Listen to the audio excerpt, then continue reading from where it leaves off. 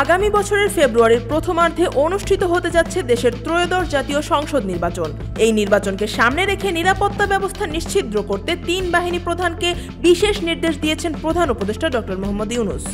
শনিবার সন্ধ্যায় রাজধানীর সরকারি বাসভবন যমুনায় সেনাপ্রধান জেনারেল ওয়াকারুজ্জামান, নৌবাহিনী প্রধান অ্যাডমিরাল মোহাম্মদ নাজমুল হাসান এবং বিমান বাহিনী প্রধান air chief marshal Hasan Mahmud খানের সঙ্গে এক বৈঠকে এই নির্দেশ দেন প্রধান উপদেষ্টা।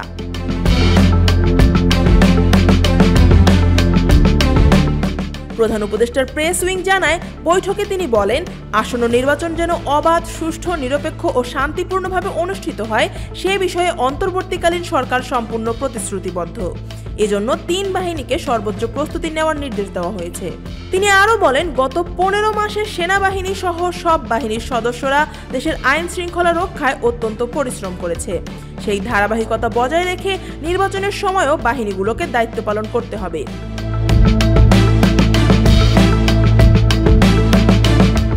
বৈঠকে জাতীয় নিরাপত্তা উপদেষ্টা ডক্টর খলিলুর রহমানও উপস্থিত ছিলেন।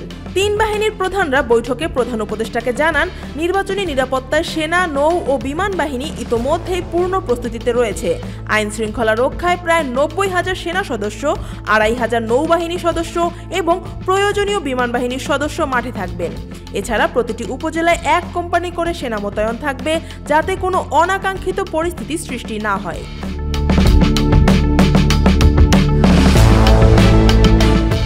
বৈঠকের শেষে তিন বাহিনীর প্রধানরা আগামী 21 নভেম্বর সশস্ত্র বাহিনী দিবস এর অনুষ্ঠানে প্রধান উপদেষ্টাকে প্রধান অতিথি হিসেবে উপস্থিত থাকার আমন্ত্রণ জানান। প্রধান উপদেষ্টা বলেন, নির্বাচন হবে শান্তিপূর্ণ ও উৎসবমুখর, এটাই জনগণের প্রত্যাশা এবং সেই লক্ষ্যেই সরকার ও সশস্ত্র বাহিনী একসঙ্গে কাজ করছে। আফিয়া আক্তার, ঢাকা ওয়াচ।